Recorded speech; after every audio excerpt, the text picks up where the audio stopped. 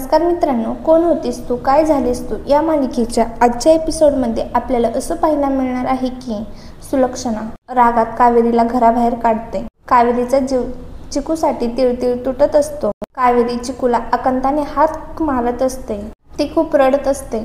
चिकूसाठी तिचा जीव तळमळत असतो. ती चिकूला मोठमोठ्याने आवाज देत असते आणि म्हणत असते की मला आतमध्ये येऊ द्या, मला चिकूला घेऊ द्या. कावेरी मोठमोठ्याने हाक मारत असते. याचं सगळ्यांना वाईटही वाटत असतं. यशचे बाबा यांना खूप वाईट वाटत असतं आणि चिकूही मोठमोठ्याने रडत असतो. त्यानंतर सुलक्षा रूममध्ये जायला निघालेली असते तेव्हा यशचे बाबा म्हणतात, मंडळी अहो तुम्ही हे चुकीचं करताय. ती सून आहे आपल्या घरची. अहो उदयचा ॲक्सिडेंट झाला, यात तिची काय चूक आहे? एवढं सगळं होऊनही ती आपल्याकडे बाळाला घेऊन आली.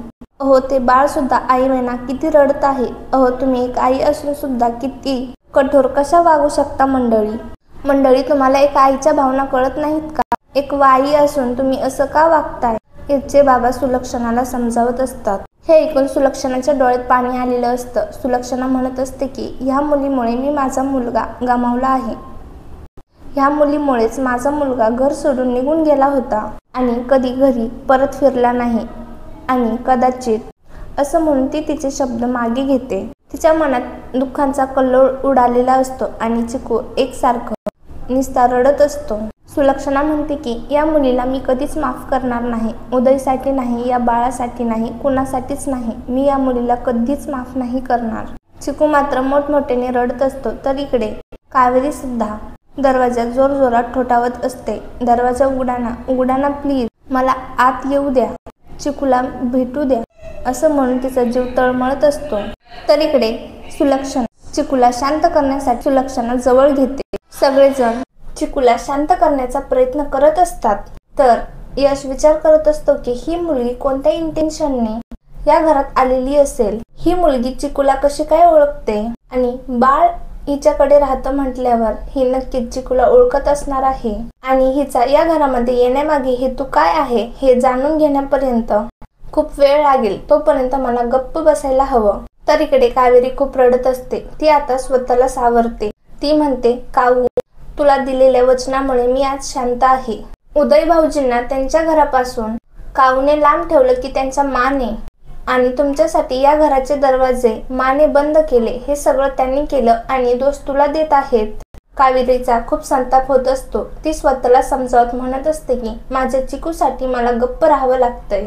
त्यानंतर तिला काऊला दिलेलं वचन आठवतं. आजपासून मी चिकूची आई आणि चिकू माझं बाळ असेल. आता ती स्वतःचे डोळे पुसते आणि ठरवते की आता काहीही झालं तर मी चिकूला सोडून कुठेही जाणार नाही. आता पुन्हा चिकूचा रडण्याचा आवाज कावेरीला येतो. कावेरी बहाण्यावर येते. चिकू खूप कासावीस होऊन रडत असतो. तर इकडे यामिनी चिकूला घेऊन शांत करण्याचा प्रयत्न करत असते, पण चिकू काहीही झालं तरी शांत होत नसतो. सुलक्षणा परत एकदा चिकूला घेते आणि शांत करण्याचा प्रयत्न करते. तर इकडे कावेरीला काऊ गायची ती अंगाई आठवते. काऊ म्हणायची ती अंगाई आता कावेरी म्हणू लागते. कावेरी आता तिच्या गोड आवाजात ती अंगाई गीत गायला लागते. ती अंगाई गीत ऐकून चिकू सुद्धा शांत व्हायला लागलेला असतो. हे अंगाई गीत ऐकून घरातील सगळेजण आश्चर्यचकित होतात आणि ह्या अंगाई गीताचे बोलही खूप सुंदर असतात. आज माझ्या बाळाला झोप का येत नाही, हे अंगाई गीत ती गात असते. कावेरी रडत एकटक त्या दरवाजेकडे पाहत उभी असते. तर इकडे यशच्या डोळ्यात सुद्धा पाणी आलेलं असतं. यशला सगळ्या गोष्टीचं खूप आश्चर्य वाटत असतं. कारण कावेरी ही चिकूची आई नाही तरी सुद्धा चिकू तिच्या अंगाईने शांत झाला हा प्रश्न यशला पडलेला असतो. तर इकडे सुलक्षणाच्या कुशीत चिकू शांत निजलेला असतो. तर इकडे यशचे बाबा सुलक्षणाला म्हणत असतात की मंडळी बघितलं ना, तुम्ही त्या बाळाला आईपासून लांब केलं, पण त्या आईच्या अंगाई गीतानेच ते बाळ शांत झालं. मंडळी आता शांतपणे निर्णय करा असे म्हणून यशचे बाबा सुलक्षणाला समजावत असतात. तर इकडे आता विद्याला राहत नाही. विद्या बोलते की मला माफ करा, पण मी लहान तोंडी मोठा घास घेते. पण चिकू असाच रडत राहिला तर त्याला त्रास होईल, तो आजारी पडेल. तेव्हा पौर्णिमा विद्याला गप्प करते आणि म्हणते की तू गप ग. आई वडिलांशिवाय पोरं काही लहानाची मोठी होत नाहीत का? आणि आपण सगळे आहोत ना. 2 दिवस तो रडेल आणि 2 दिवसानंतर सगळं नीट होईल, त्याला आपली सवय होईल. आता यामी सुद्धा म्हणत असते की मला काकूंचं बोलणं पटतं. हो, सगळं ठीक होईल. आपण सगळे चिकूला जीव लावू, खूप प्रेम करू, त्याला एवढं प्रेम देऊ की त्याला त्याच्या आईची आठवण सुद्धा नाही आली पाहिजे. हे ऐकून यशच्या बाबांचा खूप संताप होतो. ते म्हणतात, तुम्ही काय बोलताय, तुम्हाला कसं कळत नाहीये? त्यांना खूप टेन्शन आलेलं असतं. त्यांना चक्कर येते. सगळेजण यशच्या बाबांना खाली बसवतात, पाणी देतात, शांत करत म्हणत असतात की यामी म्हणत असते की अहो बाबा, तुम्ही स्वतःला का त्रास सहन करून घेताय? मग सुलक्षणा यशला म्हणत असते की लवकरात लवकर डॉक्टरांना फोन कर आणि यांना आतमध्ये घेऊन जा बघू. यश बाबांना समजावत असतो, आतमध्ये घेऊन जातो. तर इकडे सुलक्षणा एकदम प्रेमाने चिकूशी बोलत असते. अरे शोना, कुठे आलायस तू? आपल्या घरी आलाय. तेव्हा सगळेच जण सुलक्षणाकडे आश्चर्याने पाहत असतात. तर इकडे कावेरी म्हणत असते की देवा, मी आता काय करू? देवा, मी काऊला वचन दिलंय की मी चिकूला सोडून कुठेही जाणार नाही आणि मला या घरात जाण्याचा सुद्धा हक्क नाहीये. देवा, मी आता काय करू? देवा, आता मी काय करू? देवा, तूच मार्ग दाखव. कावेरी आता देवाकडे प्रार्थना करत असते. तेव्हाच तिथे विद्या देवासारखी धावून कावेरीकडे येते. विद्या आता गुपचूप मागच्या दाराने चादर पांघरून आलेली असते आणि कावेरीला आवाज देत असते. कावेरीने आता ओळखलेलं नसतं. ती विचारते, कोण तुम्ही? विद्या आता चादर बाजूला करून म्हणते, अहो कावेरी वहिनी, मी विद्या. तुम्ही आधी बाकावर बसा. विद्या कावेरीला पाणी देते. कावेरी पाणी पिते आणि थँक्यू बोलते. विद्या म्हणते, अहो थँक्यू काय, मी तुमच्यासाठी भाजी पोळी सुद्धा आणली आहे. विद्याने कावेरीसाठी जेवण आणलेलं असतं. कावेरी कशी बशी उठते आणि म्हणते, मला जेवण नको आणि तुम्हाला घरच्या कुणीतरी पाहिलं मग? विद्या म्हणते, तुम्ही नका काळजी करू, कुणी नाही पाहणार आणि हो, मी तुमची मदत करेन. विद्या निघणार असते तेवढ्यात विद्या कावेरीला तिची ओळख करून देते. ती सांगते की अहो, मी विद्या, उदय भाऊजींची लहान वहिनी. तुम्ही मला विद्या म्हणू शकता. अहो, मी तुम्हाला लागेल ती मदत करेन, पण ती सुद्धा लपून. अहो, काय माहिती का, माझी सासू खूप खवट आहे. ती कायम माझ्यावर लक्ष ठेवून असते. हो, मी खरंच तुमची मदत करेन. तेव्हा कावेरी आशेने विचारत असते, तुम्ही नक्की माझी मदत कराल? तेव्हा विद्या बोलते की हो, मी नक्की तुमची मदत करेन. कावेरी म्हणते, अहो, मी आता घरात कशी जाऊ? मला कुणीच घरात घेत नाही. तुम्ही त्यांना समजवाल का? आता विद्या तोंडालाच हात लावून घेते. अहो, मी घरच्या वडीलधाऱ्या माणसांसमोर काही बोलणार नाही. तेवढ्यात पौर्णिमा तिला आवाज देते. आता पौर्णिमाचा आवाज ऐकून विद्या तिथून पळ काढते. कावेरी मात्र हतबल होऊन उभी असते. मात्र इकडे यामी किचन मध्ये खूप रडत असते. तितक्यात पौर्णिमा तिथे येते. यामी स्वतःला सावरते. पौर्णिमा यामीकडे आश्चर्याने बघत असते. पौर्णिमा म्हणते, यामी, तू का रडत आहेस? काय आहे ना, उदय जाण्याचं दुःख सगळ्यांनाच आहे, पण त्यासाठी आसव गाळत बसणारी तू नाही. तुला मी चांगलंच ओळखून आहे म्हणून विचारलं. यामी म्हणते की अगं काकू, काय आहे माहित आहे ना, कावीळ झालेल्या माणसाला सगळंच पिवळं दिसतं. तू बाहेर सगळ्यांसमोर नाटकं करत रडत होतीस. त्या मुलीला काय काय बोलत होतीस, पण मी नाही. तू नाटक करत होतीस हे ठाऊक आहे मला. तू नाटक करत होतीस म्हणून बाकीचे सगळे सुद्धा नाटक करतात हे असं होत नाही ना. अगं काकू, उदयदादा माझा सख्खा मोठा भाऊ होता. असं म्हणून ती तिथून जायला निघते. तेव्हा पौर्णिमा म्हणते, ए थांब. मोठा भाऊ होता म्हणे सावसूद आणणारी तू. जर उदय तुझा सख्खा मोठा भाऊ होता, हाच तुझा सख्खा भाऊ घरी परत येऊ नये म्हणून त्याला धमकीचं पत्र कुणी पाठवलं ग?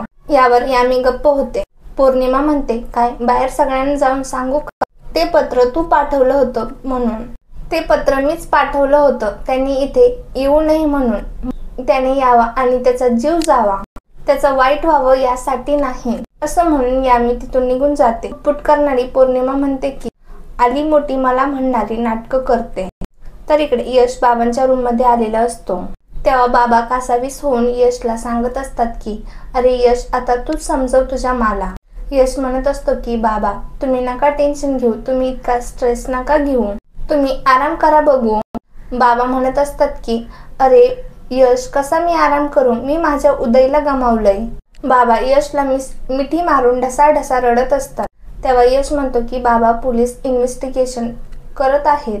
बाबा म्हणत असतात की नको मला खोटी आशा दाखवू. अरे मी माझ्या मुलाला गमावलंय. मी त्याला या घरापासून दूर केलं, त्याच्या बायकोचा अपमान करून त्या लहानग्या मुलाला त्याच्या आईपासून दूर केलं जातंय. परमेश्वरा, तुला वर आल्यावर मी कसं उत्तर देऊ, कसं तोंड दाखवू? बाबांना धाप लागत असते. यश बाबांना घाईघाईने पाणी देतो. दुःखी बाबा म्हणत असतात की घरात जो काही तमाशा सुरू आहे तो मला आता बघवत नाही. आधीच माझ्या मनात खूप गिल्ट आहे की मी वर जाऊन उत्तर काय देऊ. मी उदयला का जाऊ दिला, मी त्याला परत आणण्यासाठी का नाही प्रयत्न केले. हा विचार करून बाबा म्हणत असतात, यश आता आपण कावेरीला घरात आणलं पाहिजे रे, नाहीतर अपराधी या भावनेनेच मी मरून जाईल. यश म्हणतो, बाबा आता तुम्ही काहीही बोलू नका. बाबा म्हणतात, यश आता तूच मला वचन दे की तूच कावेरीला या घरात परत आणशील. यश आश्चर्याने विचारत असतो, कोण मी? बाबा म्हणत असतात, हो यश तूच आता तुझ्या माला समजाव. मी आधीच माझ्या मुलाला गमावलंय, आता मी माझ्या सुनेला आणि नातवाला नाही गमावू शकत. यश मला तू आता वचन दे. बाबा असं म्हणत रडतच यशकडे वचन मागत असतात. यश विचार करतो आणि मग घट्ट धरून डोळे मिटून यश बाबांना वचन देतो की बाबा तुम्ही म्हणाल तसंच होईल. बाबा वचन दिलेल्या हातांवर डोकं टेकवतात आणि आपला आजचा भाग इथे संपतो. पुढील भागात आपल्याला असं पाहायला मिळणार आहे की यश सुलक्षणाकडे येतो आणि म्हणत असतो की मा, आता आपल्याला त्या मुलीला घरात घ्यायला हवं. सुलक्षणा मन घट्ट धरून म्हणत असते की हो, ती या घरात परत येऊ शकते, पण गणपतीच्या मंदिराच्या मागे एक तलाव आहे, त्यातून एक कमळाचं फूल तिला आणावं लागेल आणि तेही अनवाणी. यश आश्चर्याने माकडे पाहतच राहतो. कावेरी चिकूसाठी ही अट मान्य करते. कावेरी चिकूसाठी जीवाची बाजी लावते आणि ती ताळ्यात कमळाचं फूल आणण्यासाठी जाते. ती ताळ्यातून कमळाचं फूल घेते आणि तिला चक्कर आलेली असते आणि त्याच वेळी यश तिला सावरतो. बेशुद्ध कावेरीला यश उचलून घेतो आणि तिच्याकडे बघत म्हणत असतो की कोण आहे ही, त्या बाळासाठी स्वतःचा जीव धोक्यात घालतीये. यशच्या मनात एकच प्रश्न घुमत असतो, तो म्हणजे ही मुलगी कोण आहे. आता यशला सगळ्या प्रश्नांची उत्तरं कधी मिळतील हे पाहणं खूपच इंटरेस्टिंग ठरणार आहे. असेच मालिकेचे पुढील अपडेट्स पाहण्यासाठी चॅनलला आत्ताच सबस्क्राईब करा. धन्यवाद.